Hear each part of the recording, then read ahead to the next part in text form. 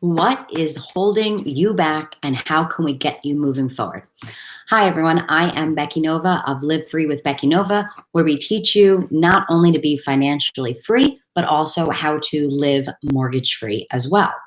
So, if you've been following me for a while in the Lady Landlords Facebook group, you would have known, and maybe you even possibly joined our goal setting workshop for real estate investors last week. And we had over 40 women that showed up for the setting workshop to learn about what steps they need to be taking within 2021.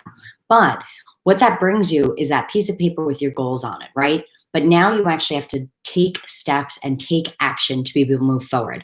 And there are a couple trends that I noticed that happen to be holding back most of the women. So I want to see if you can identify with any of these either. The first thing that I noticed that a lot of people were being held back by was the concept of fear. That fear was just holding them back from being able to make decisions. They just see purchasing property or maybe buying a second rental property as just this big endeavor. It's the big decision of their life. It's a lot of money. It's a big decision. They don't want to lose money, but they really want to go after their goals. So it's that fear that really holds them back from being able to take action and move forward. The second thing that I noticed, and I noticed this across the board when it comes to real estate investors, is the phrase analysis paralysis.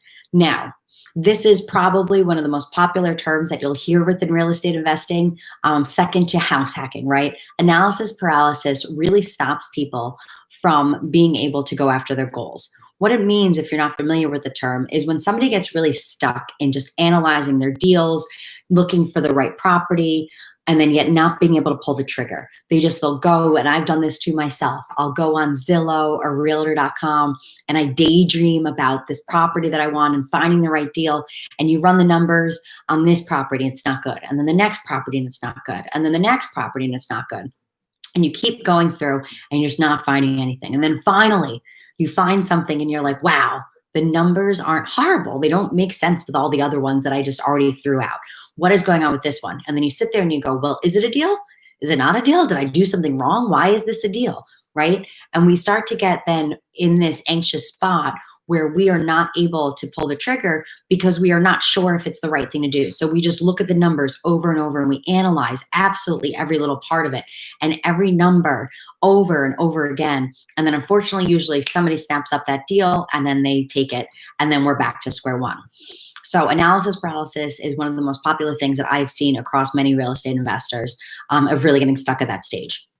The third place that I see people getting stuck is that level of frustration. We want this. We dream about it. We think all day long about what financial freedom would look like, about what that would do for our families, about how we would not stress about money anymore, about how we would have that sense of accomplishment, how we would find that kind of meaning within our own lives, what we're doing, how we could leave that dead-end job that we hate so that way we can move on to something more passionate.